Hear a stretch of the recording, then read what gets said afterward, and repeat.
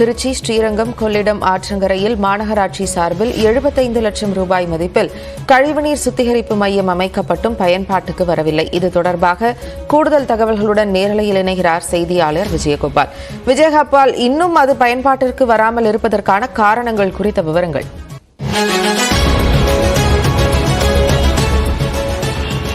Jennifer, திருச்சியின் மாநகரத்தின் ஒரு முக்கியமான சுற்றுலா தலமாக விளங்குவது ஸ்ரீரங்கம். இந்த ஸ்ரீரங்கத்திற்கு ஆயிரக்கணக்கான பக்தர்கள் வந்து செல்கின்ற நிலையில் இப்பகுதியில் லட்சக்கணக்கான மக்கள் வசித்து வருகிறார்கள்.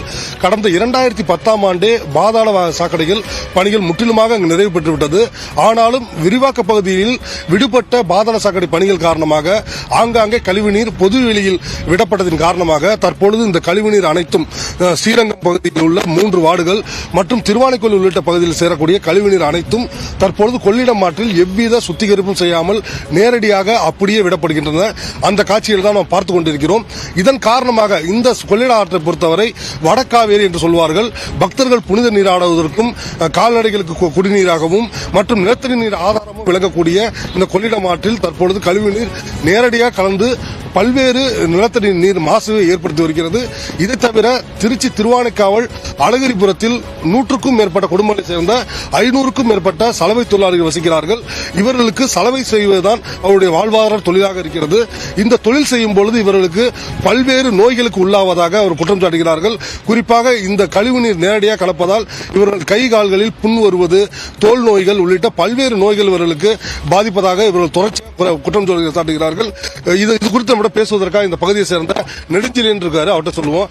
ஐயா, இப்ப இந்த கழிவுநீர் சுத்திகரிப்பு மையம் வந்து ரெடி பண்ணிட்டாங்க, அது பயன்பாட்டுக்கு வந்துருச்சா? உங்களுக்கு என்ன பிரச்சனை இருக்கு? இல்ல சார், அது பயன்பாட்டுக்கு ரெடி பண்ணி வச்சிருக்காங்க சார். ஆனா அதை வந்து ஜாயின் பண்றேன்னு சொல்லிட்டு வருஷ கணக்கில் ஆக்கிட்டு இருக்காங்க. இதுவரையிலும் இந்த கழிவு நீர் கொள்ளிடத்துல கலந்ததே கிடையாது. அந்த ஸ்டாக் அங்கேயே ஸ்டாக்க நின்றுட்டு ஜேஜே கல்வி பில்டிங் அம்மா கட்டி கொடுத்துருக்காங்க, அங்கதான் நிச்சு. கொள்ளிடத்துல கலந்ததே கிடையாது. அது பில்டிங் கட்டாம வெளியில ஜாயின் பண்ணி விட்டாங்க. அது வந்து குழா போட்டு போயிட்டு இருந்தது. இப்ப அது வந்து பாலம் கட்டினாங்க புதுசா, அது உடஞ்சி போயிடுச்சு. மறுபடியும் அது பராமரிப்பு பண்ணாம அப்படியே விட்டுட்டு போயிட்டாங்க. அது கழிவு நீர்னால நமக்கு ரொம்ப பிரச்சனை வருது சார். என்னென்ன பிரச்சனை வருது? புண்ணு, காலில் புண்ணு வருது சார், கவுல் அடிக்குது, துணி வேலை செய்ய முடியல, துணிக்காரங்க சத்தம் போடுறாங்க. அவங்களையும் சொல்லிட்டோம், கட்சிக்காரங்கன்னு சொல்லிட்டோம், எல்லாத்தையும் சொல்லி ஸ்டாலின் வரலையும் போயிட்டு வந்துட்டோம். ஐயருங்க பசங்க வந்து தண்ணி ஏற்றிக்கு இப்படியே திறந்து விட்டு அவங்க 3 பேர் இறந்து போயிட்டாங்க விடிய காத்தால வந்து குளிக்கும் போது. அதனால வந்து ரொம்ப பிரச்சனையா இருக்கு. நாங்கள் எவ்வளவோ பிரச்சனை பண்ணிட்டோம். குடிக்கிற தண்ணியில இங்க இந்த இது தேங்கினால 200 போர் இருக்கு. 200 போருமே சாக்கடை தண்ணி வாட தான் அடிக்குது. நாங்கள் அடிப்பைப்பில் தண்ணி குடிச்சு சோறாக்கி சாப்பிட்டோம்.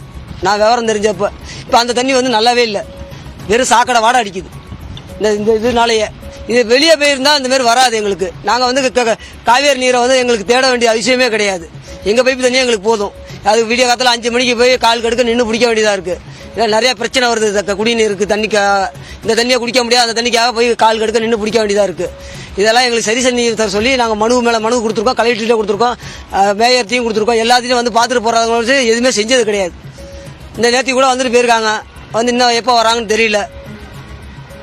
நாம் நேரடியாக கேட்கும் இப்பகுதியை சேர்ந்த மக்கள் எந்த அளவுக்கு பாதிக்கப்படுகிறார்கள் என்பது குறித்து சொன்னார்கள். இந்த சுத்திகரிப்பு விசாரித்த போது தேர்தல் நன்னடத்தை விதிமுறைகள் காரணமாக இந்த பணிகளானது சற்று தொய்வாக நடந்திருக்கிறது. சில தொழில்நுட்ப பணிகள் நடக்கவிருக்கிறது. அதிகபட்சம் 3 மாதத்திற்குள் இந்த சுத்திகரிப்பு மையம் திறக்கப்படும் என்று மாநகராட்சி வட்டாரத்தில் தெரிவிக்கிறார்கள். ஆனாலும் இந்த பகுதி மக்களின் தோல் நோய் உள்ளிட்ட பாதிக்கப்படும் நிலைமையை கருத்தில் கொண்டு இந்த சுத்திகரிப்பு மையத்தை உடனடியாக திறக்க வேண்டும் என்பதுதான் இப்பகுதி மக்களின் கோரிக்கையாக இருக்கிறது. ஜெனிஃபர், நிச்சயமாக மக்களுக்கு தீர்வு கிடைப்பதை இந்த பதிவு விரைவுபடுத்தும் என நம்புவோம். விவரங்களுக்கு நன்றி விஜயகோபால்.